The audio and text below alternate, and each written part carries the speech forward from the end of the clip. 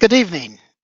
Welcome to the Nigerian Pride, coming to you today from the stables of Jambo Radio. Today, the 13th day of October 2021, meaning we have just 18 days to kick off COP21. That's the 2021 United Nations Climate Change Conference, which will start on Sunday, the 31st of this month and end on Friday, the 12th of November this year. Already, the UK is agog. Glasgow is ready to host the world leaders. Many things have happened. Many things are going up in Glasgow already, and we can all see it. So, what I would say to everyone is, well, let's keep preparing. Let's get ready to host the world, and we should have a wonderful one for them. And hopefully, we can get all the leaders attending to have a better plan for the climate as we move on into new years ahead. But today, what we are focusing on the Nigerian Pride really is the role of the Parent Council. Some of you may think, what's the Parent Council? What does it mean? Some may even know what the Parent Council is, but do they really know how they can be part of it and things like that? So we want to focus on this, and this is actually on the background of that 2026 Act, which I believe some of you know about because we have that's the Parental Involvement Act of 2006. It changed so many things about parents' involvement in the education of their children, how they should get involved, what the authorities should be doing, and things like that. So, what we're trying to do today on the program is to educate ourselves more about this. And with me to discuss this, as I always do on the program, I will mention the name, and the guest will be the one to introduce himself or herself. So, hello, guest. Hi, Olu. Thanks for having me. I'm Leanne McGuire. I'm chair of Glasgow City Parents Group. So we're kind of like a parent council for the city. So we represent parents and carers across the city of Glasgow. Thank you very much. You're most welcome.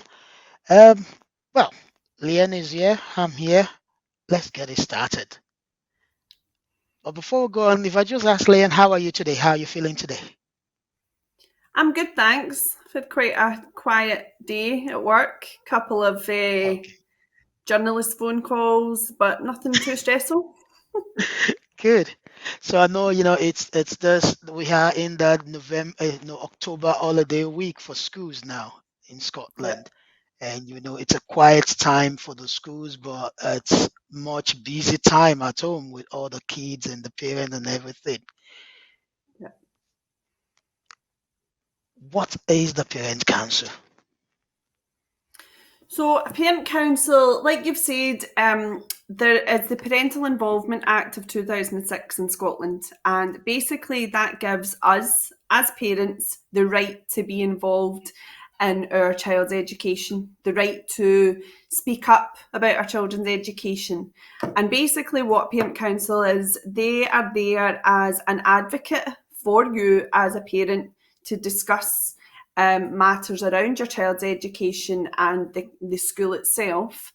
The Parent Council is a group of volunteer parents and carers, and they come together regularly to discuss a wide range of issues from the what's in the curriculum, maybe some building issues or road traffic, uniform, fundraising. So, a whole load of issues that have an impact on the entire school community.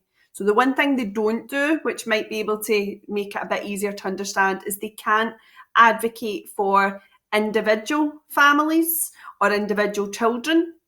What they tend to advocate for is if there is an issue that affects a large population of the school community that their child goes to, then that's the kind of issues that they can take on and discuss that with the head teacher or education services in Glasgow to hopefully come to some sort of resolution.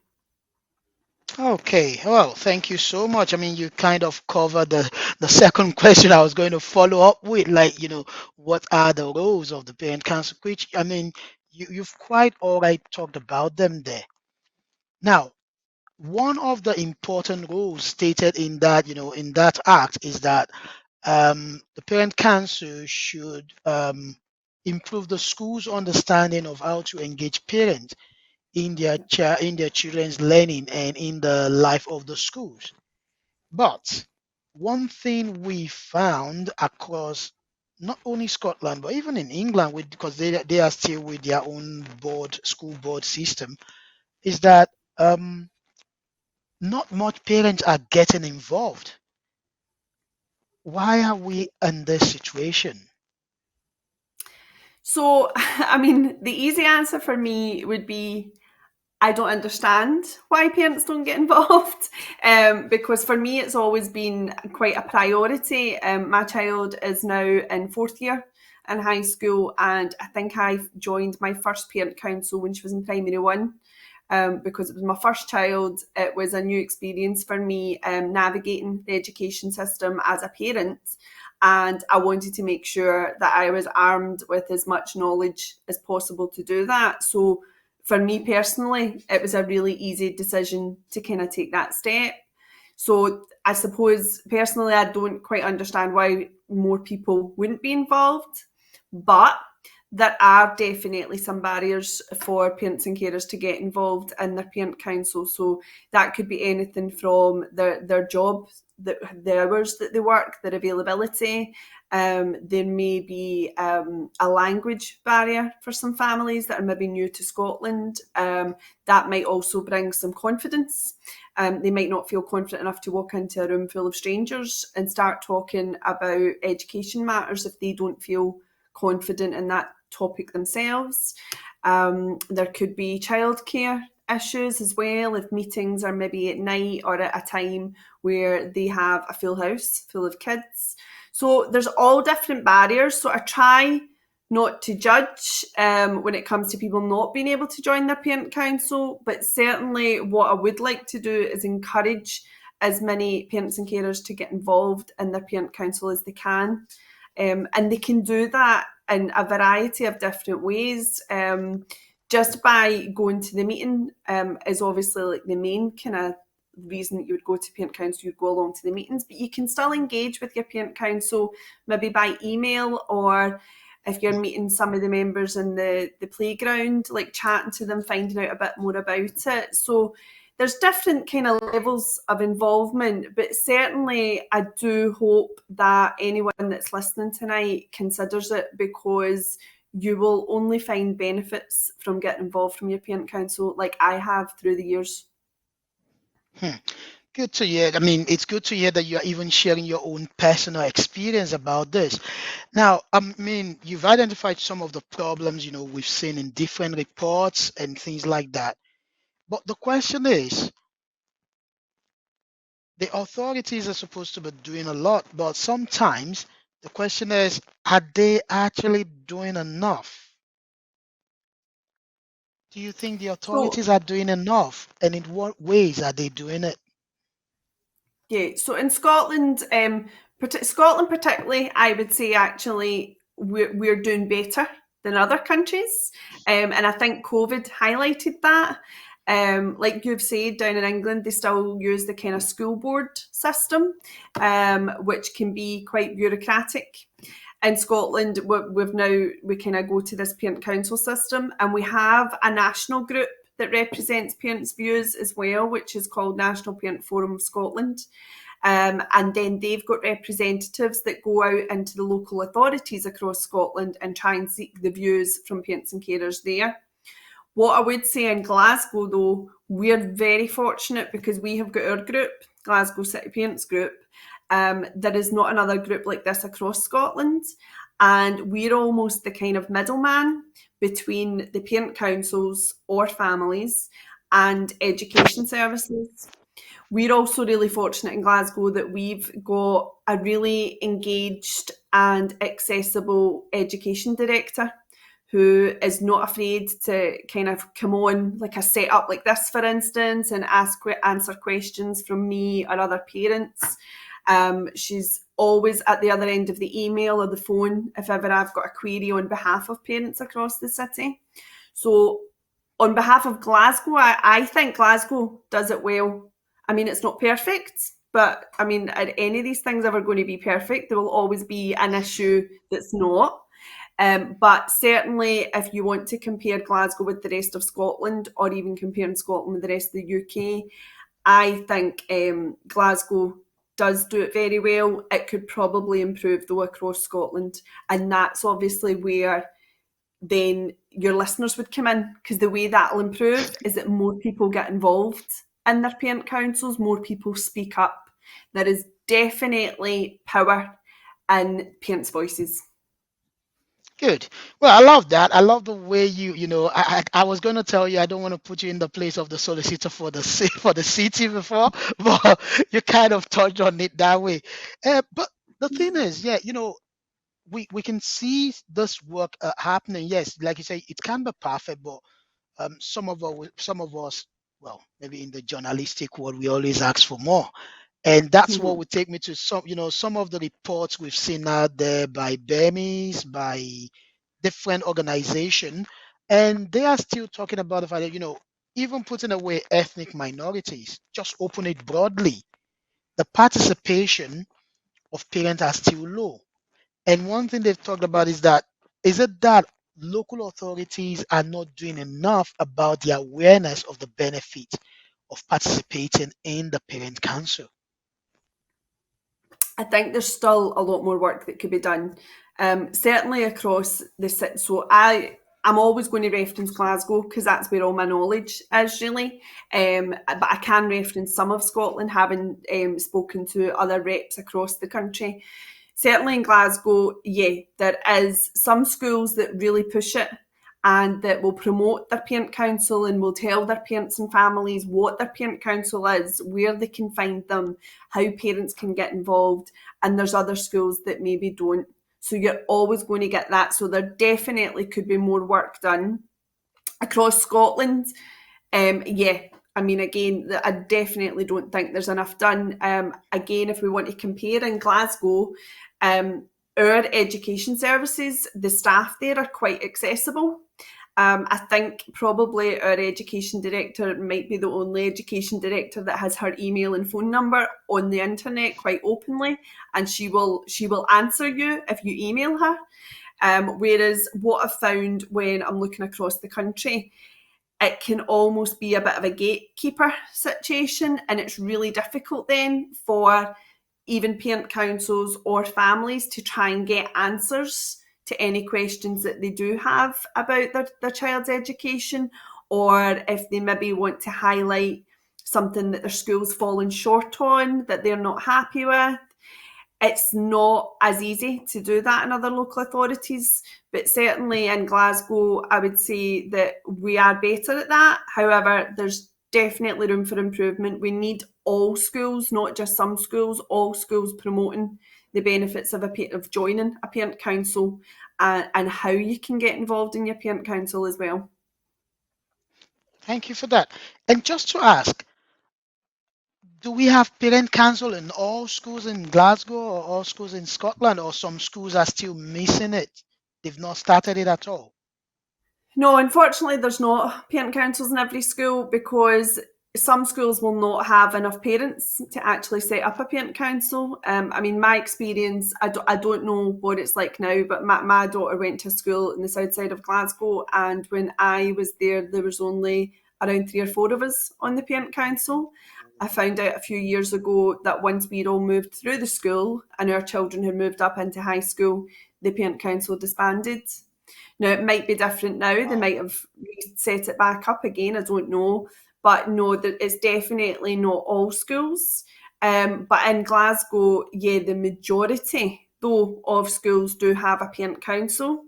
Whether it is an active and good working parent council, I cannot comment.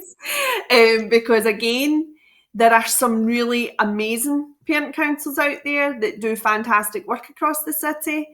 There's some other parent councils maybe not so. But like I'd said in my earlier point, try not to judge them, because if you think about, like me, I'm on here tonight and you, Olu, we're clearly not shy. We're not shy of public speaking. We're good communicators. Not everybody, that does not come natural to everyone. And just because you're kind of thrust into being involved in a parent council doesn't mean that you're magically overnight going to be really good at communicating with people. So that's why we need to kind of give people the benefit of the doubt as well, that maybe they don't run like a perfect parent council, but if they're there and they're involved, they should get bonus points for even kind of stepping up and getting involved in the first place. Yeah, I mean, absolutely, I agree with you on that because if any parent can at all say, okay, you know what, I'm just gonna go, being there alone should be applauded.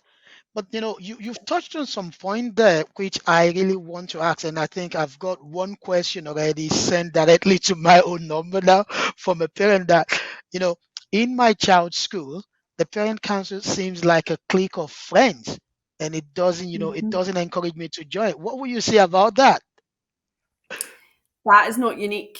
I have heard this story a million times over, and this is part of the reason. So, actually, I'll give you our group has been working recently with Mental Health Foundation Scotland on their Voice and Visibility project. And that is, we are encouraging new to Scots families to get involved in civic forums. And part of those civic forums is a parent council. So similarly, like what I'm doing tonight on here, trying to promote a parent council, I've been doing a lot of smaller events with refugee and asylum seeking families who are new to Scotland, and I'm trying to explain to them what parent council is and how they should get involved. And this is the story that the scenario I hear quite a lot. And what you need to remember is, yes, that situation can be quite intimidating. And the reason that that group might come across cliquey is because if they've been working together for a while, or if they've grew up in the same area, then you will probably always get a bit of an element of that. And you as a new parent, and I have been there, it is not unique to like a certain ethnicity or anything. I have been the brand new parent that went along to parent council, didn't know what it was, didn't know MD there, felt like everyone knew each other. I sat in the corner, just nodding my head and smiling, pretending I knew everything they were talking about, although I didn't have a clue what they were talking about. I will give you a word of warning: in education, they use a lot of acronyms, and I don't even think Yes. some of the teachers know what the acronyms mean. So don't freak out if you're just sitting there thinking, don't have a clue what they're saying, because you just need to kind of stick in at that. I'm maybe on here tonight sounding like I'm quite knowledgeable about the whole situation, but if I take myself back to 9 years ago when I first joined my first parent council, I did not have a clue. So what I would say in that situation, just try and be the bold one. Think about it in terms of you're doing this for your child. So don't be intimidated if you feel like the parent council's a bit cliquey. It might be that they're the ones feeling less confident. They might not be great at interacting with people that they don't know. So if you yourself, you try and kind of find that confidence for you and your child to go along and join the meeting. Obviously, like try and be kind of welcoming and chatty as you can, and try and integrate yourself in there. I mean, we as a group, we try to say the same advice to the parent council, so it's not all on new members. I'm not saying it's all on you to kind of push your way in. We certainly promote to our parent councils to try and be as welcoming and as supportive as possible to new members, because it is a daunting time going along, particularly if you've not gone through the education system in Scotland yourself. So you may have went to school in a different country and it's a completely new world to you. But what I would say is, please don't let the cliquiness put you off. It might take a bit of time for you to kind of get used to the jargon that's used, or to kind of break through that small group. But in the long run, you and your children will benefit from it so much. And obviously in Glasgow, unfortunately I can't say across Scotland, but if anybody wants any advice or support in Glasgow, then by all means, like, you can get in contact with us at Glasgow City Parents Group, and we'll happily kind of talk you through how to get involved and how to go around that. Good. Thank you very much for that. So, I think the person is saying thank you for that as well.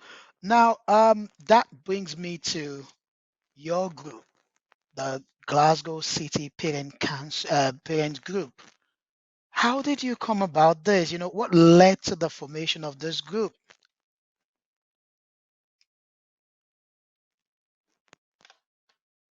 Many Hello, years it Leanne, are you used to still be there? called. Yeah, sorry, can you hear me okay? Okay. Yes, Yeah. I can. So yeah, we've had a group like this in Glasgow for many years. It used to be called Glasgow Parent Council Forum. I actually attended that group when it was running at the time, but it was quite different back then. It was very much kind of face-to-face meetings, and it was the same kind of group all the time. For whatever reason, over a number of years, that group kind of disbanded. I wasn't involved towards the end, and about 4 years ago, the Glasgow City Council put a call out for parents to get involved in a new parents group. So this is what I mean, that we're in a fortunate position. The actual council want this group to happen because they see the benefit of having this group. So I put my hand up, as I always do. I get involved in lots of volunteering, went along, and we renamed the group so that it would come across as a new group and hopefully some fresh ideas, fresh members. And it was a slow burner at first. It was just myself. We used to do face-to-face events in the city centre that parents would come along to. We would get guest speakers. And then obviously COVID hit, and we quickly went online. But what we found is when we went online with our events, we actually increased our engagement. And I think that was down to the geography, because when we were doing it face to face, not everybody could make it in to those meetings. Whereas now that we are holding these events all online, it's much easier for people across the city to tune in. And that's when really the full group was formed then, because we increased our membership, our core membership of our committee. And now, including yourself, Olu, sitting on it, we now have 11 members on our group that meet monthly.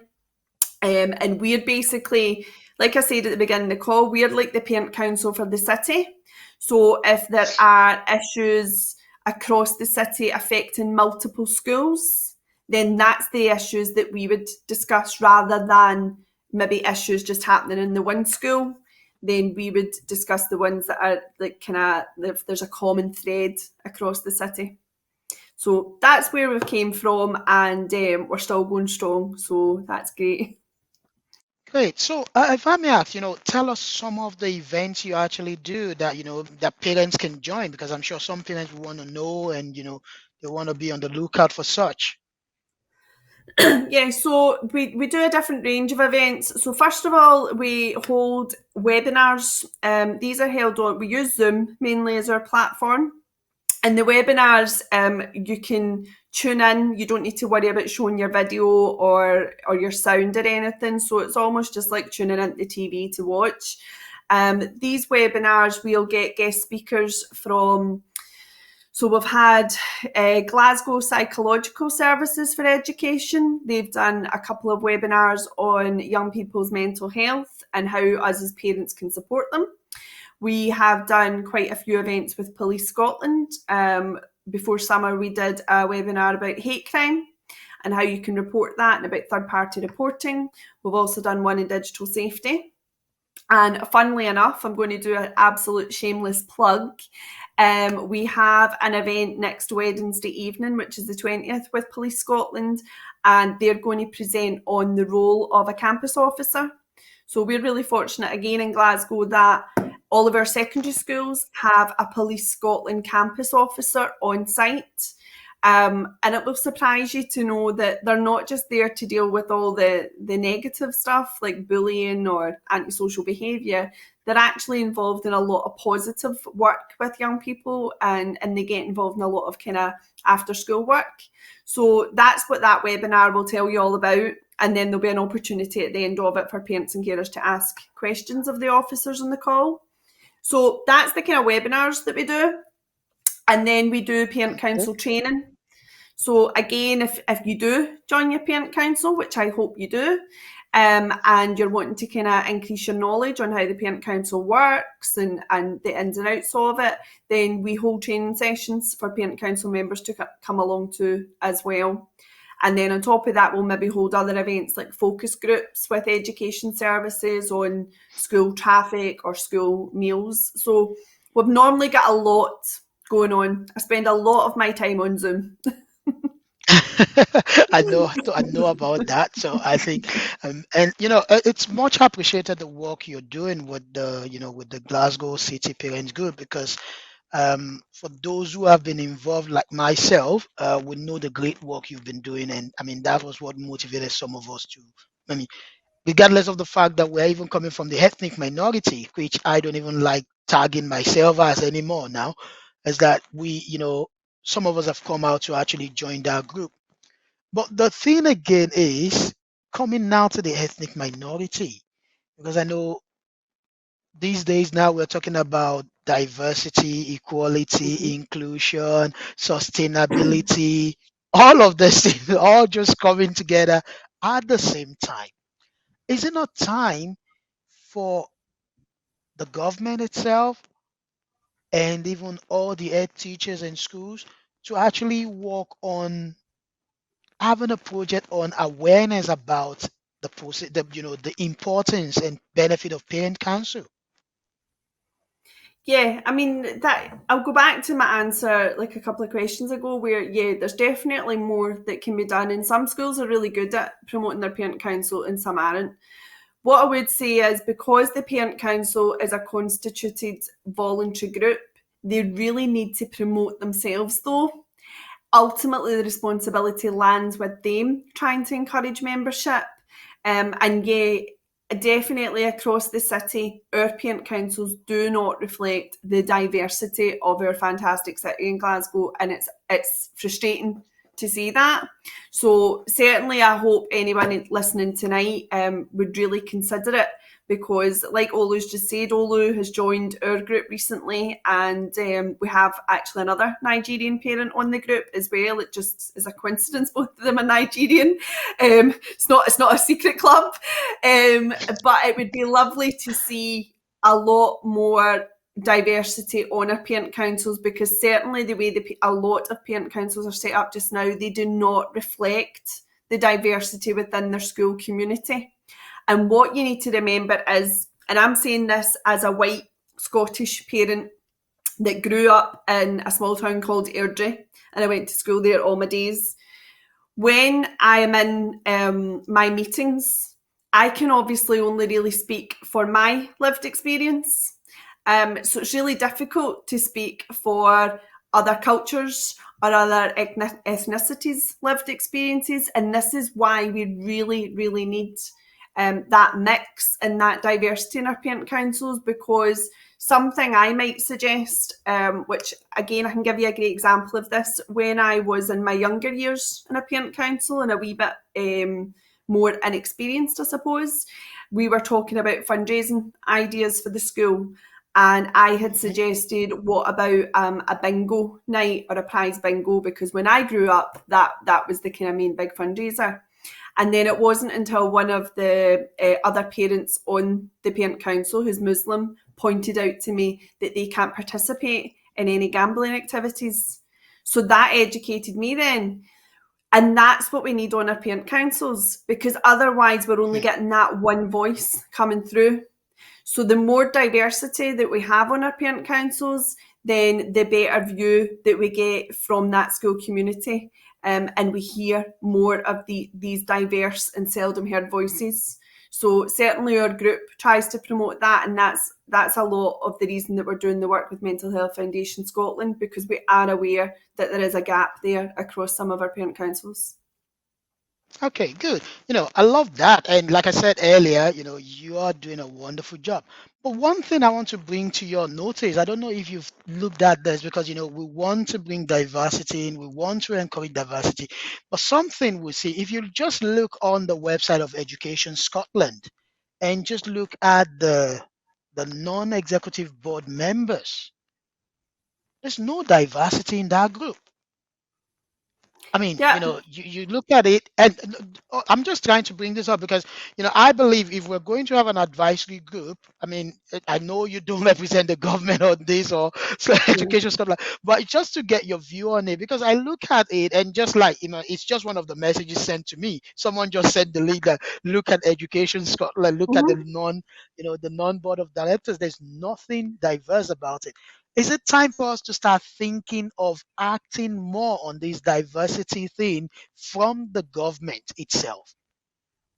Yeah, definitely. And actually, again, like I know I keep going back to Glasgow, but that's where I know most of my knowledge from.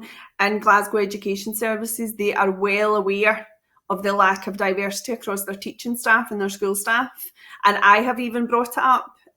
Although, as you are aware, my daughter is half Nigerian, and I have brought up the whole thing of my daughter does not want to be sitting in front of the kind of white man all day hearing from him. She wants to be hearing from people that have similar experiences to her so that she can feel that empathy a lot more. And in Glasgow City Council, they are well aware that they do not have as diverse a teaching staff as they should do. And actually, just recently, they have done a positive discrimination recruitment campaign and trying to recruit more diversity across their education staff. So I know certainly in Glasgow, they are tuned into that and they are trying their hardest to kind of act on that and try and improve that situation. I would assume, though, that Education Scotland will be trying to do similarly. I don't know if any Hopefully. of your listeners attended the recent Scottish Learning Festival, and a lot of the seminars at that was around equalities, around gender, race, um, sexuality equality. And I attended the race equality seminar, and they were talking about how they are trying to embed equalities across the curriculum, that it's not just a Hmm. standalone event that happens once a year and it ticks a box. And that goes, as well as the curriculum, that's going across jobs and recruitment as well. So I know that there's definitely work happening. I don't work for Education Scotland, so I'm not in the mix there to tell you exactly. Oh, But certainly in Glasgow, I do have some inside information and I know that it's happening here. good. I mean, good to hear that. I just want to mention, it wouldn't be good if we don't mention the name of that wonderful lady, Maureen McKenna. I mean, we're going to miss her very soon in Glasgow because she is retiring. And, the question for me is, how are we preparing for our exit? Because, I mean, she's been one in a million. If you look at education directors, local councils across I won't say only Scotland, but across the whole of Yeah, UK, she's a woman, like you said before, she's always available. I mean, and I'm yeah. looking at everything she's been doing, in those past years that she's been in the position and thinking ahead that, oh God, I know the advert is up already for the vacancy, Yeah. but the thing is, how much do you think we are going to miss her? Yeah, I mean, she has huge shoes to fill. Maureen is a bit like Marmite, I would say, for some parents. Some parents absolutely hate her, and some parents absolutely love her. But whether you love her or hate her, you can't really argue that she's really changed education in Glasgow for the better, because you just need to look at things like the exclusion rates have come down. I remember sitting in meetings years ago, and there used to be quite high numbers of young people still being excluded from school. The numbers now are practically at zero. She Hmm. has been a bit of a champion for MCR Pathways mentoring, getting spread out across the city. She does a lot of her kind of charitable work as well. And like you said, she's very accessible. What I've certainly highlighted as chair of this group is that we hope whoever takes over from Maureen continues to keep that transparency and that accessibility open to us, because otherwise our group just won't be able to work if we don't have a director that's supportive of this group. And one thing, certainly from speaking to some of the education staff I've spoken to, the feedback I'm getting is that whoever takes over the job, it would be pretty foolish for them to not continue that, because obviously this group has done a lot for the city as well, and a lot for schools and families across the city. And if we then had an education director that came in that kind of wanted to put an end to that, or were kind of creating barriers for our group, they're going to make their job a lot harder. Because if anything, Maureen will come to us to gain some advice and try and get like a picture of what's going on across the city. So my hope is, if the next person that takes a role, I'm assuming they would be of a certain level of intelligence, and that they would see the benefit of having this group active, being involved as much as Maureen has been, and being as accessible as Maureen has been, because it will make their job a lot easier. But certainly she will be a hard act to follow. I know. Hopefully one day we'll be able to bring her on the show as well to just share some of our experience with us. So if you're listening to us, we are on the Nigerian Pride today, the 13th of October 2021, and we're talking about the role of the Parent Council. And I've been speaking with Leanne McGuire, who is the chair of the Glasgow City Parents Group, a wonderful group that has been doing great work in the city of Glasgow. So, Leon, let's move on with this. When you look on the website of the Education and Skills, Department of Scotland, especially looking at, what Shelley Ann Somerville have said she will be doing, mostly as she became the Education Secretary this year, earlier in May. The education strategy and performance. I know normally those who are part of the parent council will always receive something like that from their head teachers. But do you think that is reflective of the parents' input? Because I know, yes, they tell us the head teachers pass it to us to look at and then feedback and give to them. But don't you think it would be better if we are able to actually contribute to it even from the scratch? So really, actually, head teachers should be working with their parent council on so it's their school improvement plan, really, that they will refresh every year. And that kind of follows on from Education Scotland's strategy. And a good head teacher, and I'm not criticising head teachers that don't do this, but really best practice, I should say, that's maybe the better phrase. Best practice should be that you're consulting with your parent council from day one before you start creating that plan. Because like you say, it's not a consultation to create an improvement plan and then ask for feedback on it, because chances are parents, carers, parent councils, maybe again, because we'll go back to that confidence issue, they might feel like they can't criticise it, or they can't input into it, or they might just look over it in a rush and say, yep, that's fine. Certainly, I know that there are some head teachers, though, that will come to the parent council before they even start the improvement plan.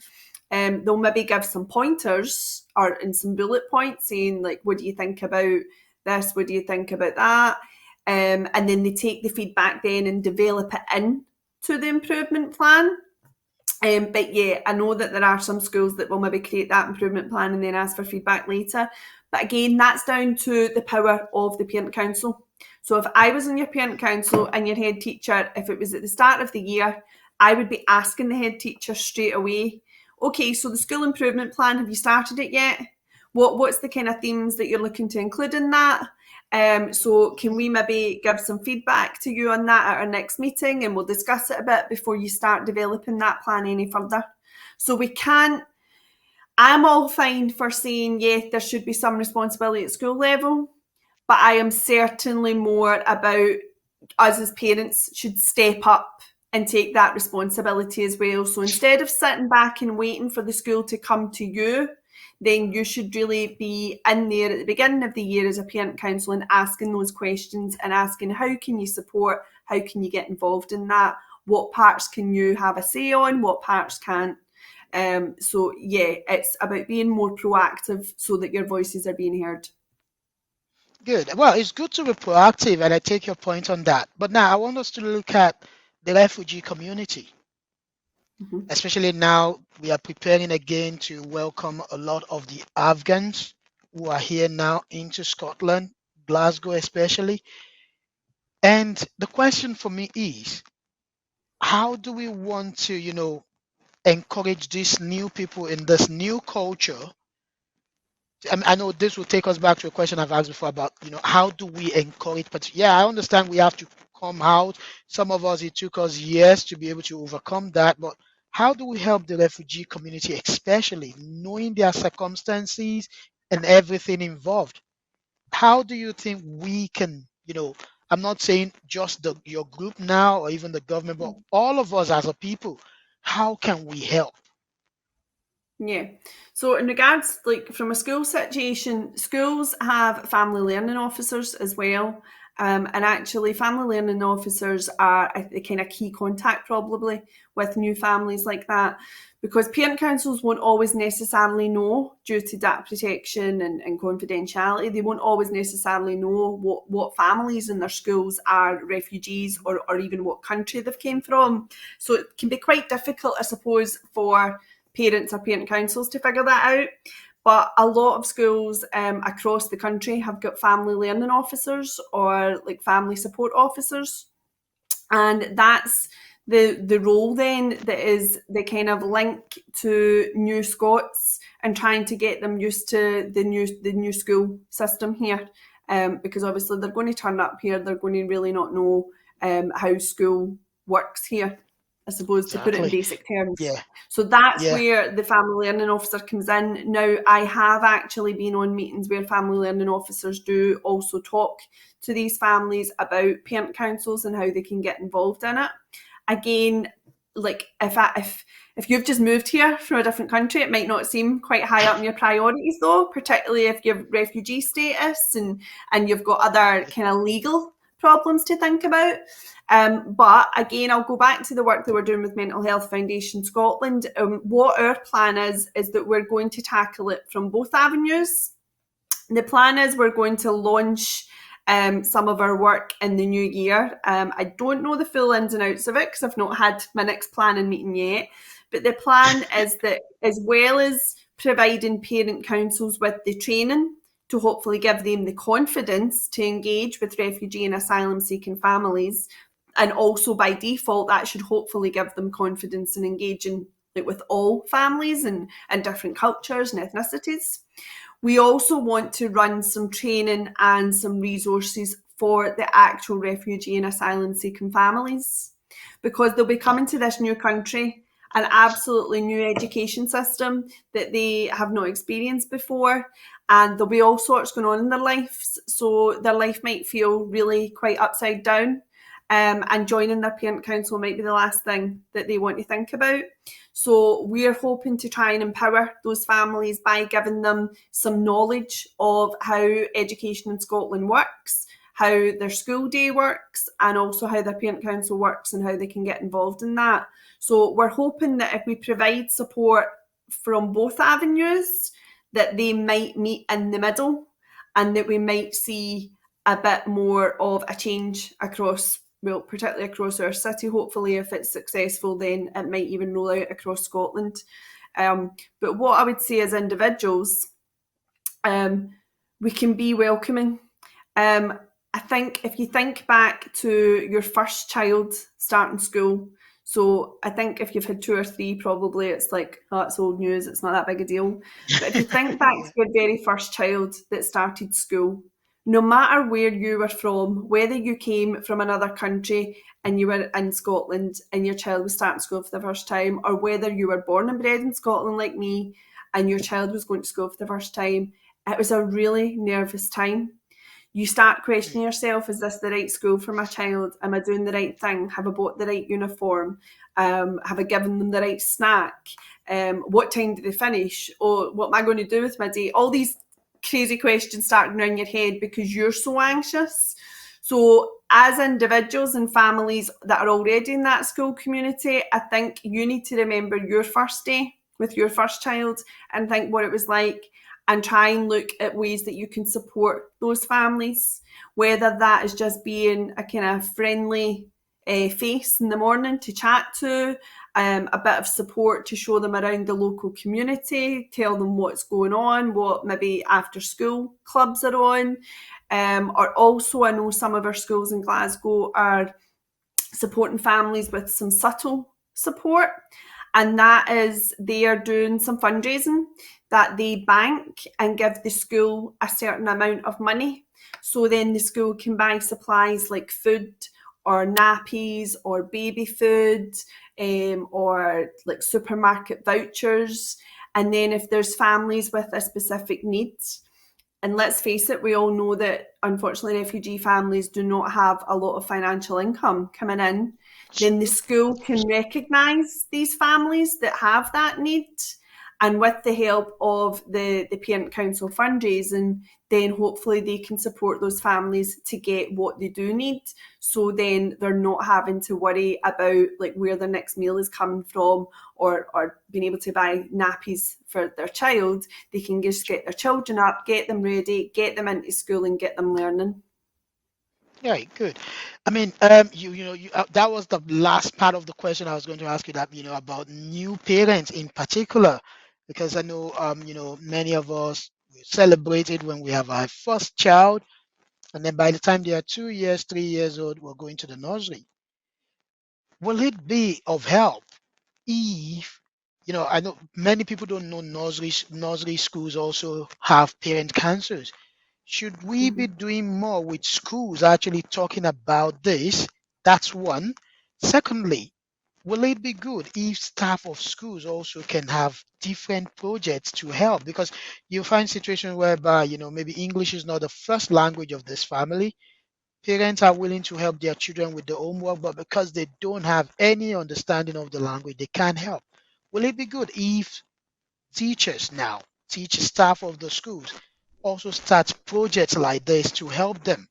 Maybe like a learning club with parents to help Mm-hmm. them to, help them up on how to support their kids with homework. Would that be Yeah. something we should be pushing for now? So yeah, so there's a couple of parts of your question there. So in regards to nursery, I mean it really depends on what nursery your child attends, because obviously if it's a private nursery, they're maybe not linking in with the one school, so it's a wee bit more difficult. Parent councils, there are some nurseries with parent councils, but it's not common, and I think that's because at nurseries the children are only there for a small period, so they might only be there for maybe a year or 2 years Yeah, at the most, whereas in that's true. school children are there like 6, 7 years. So not all nurseries have parent councils. Certainly the nurseries that are attached to the schools, there will already be a lot of that partnership working already, where the schools are linking in with their nurseries. So that's where you're fortunate if your child attends a nursery that's already linked to your school. So that kind of answers that question.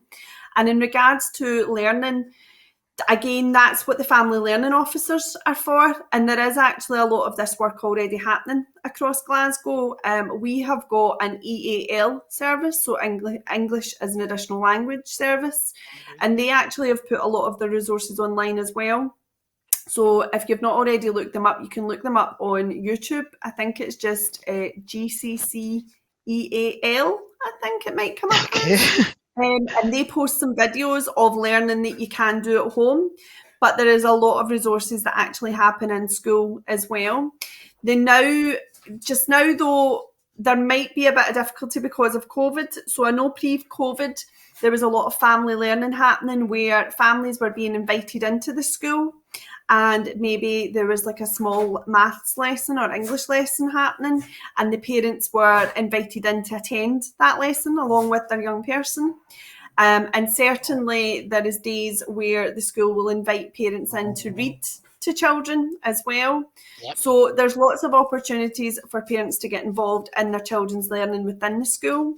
That may have been restricted over the last 18 months, but certainly now, as schools slowly do open up to some visitors, and certainly I think priority would be given to some families that English is an additional language and they're maybe struggling at home to guide their young person through their homework or their lessons, then the first port of call is to phone up your school. If you feel that you would benefit from some support like that, call the school and ask what's available, because what you might find is that they do actually have some sessions like that, or certainly they could put you through to the EAL service and send you out some links that hopefully then would help you support your child at home when you are going through their homework with them and if you're trying to learn it as well.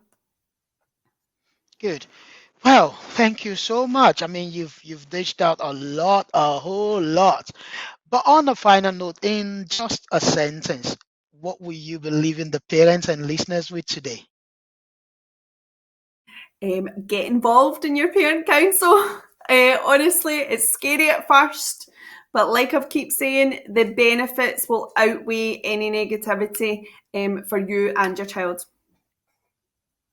Thank you very much, Leanne, for your time today. And I can tell you, so many people have listened to what you've said, and I believe this will lead to a lot of change again, probably in the city, Glasgow city, and across Scotland, and even those others who are listening across the UK. What I would say lastly on here is to say that, as parents, we make a big difference in the lives of our children. And whether we like it or not, parents, carers, guidance, we are like the most important influence throughout our child's or our children's education. Hence, our involvement in their learning makes it a real difference for their education. On that note, I would love to say a big thank you to all our listeners, and especially to Leanne for giving us the time today to share our experience with us and to be able to answer all our questions. Next week is another time on the Nigerian Pride, and it will be Olu ranting again. Until next week, keep safe. Coronavirus is still very much out there. To the whole of Scotland who are still on the October school holiday, enjoy the holiday to the fullest. And I'll see you all next week. Thank you and bye bye.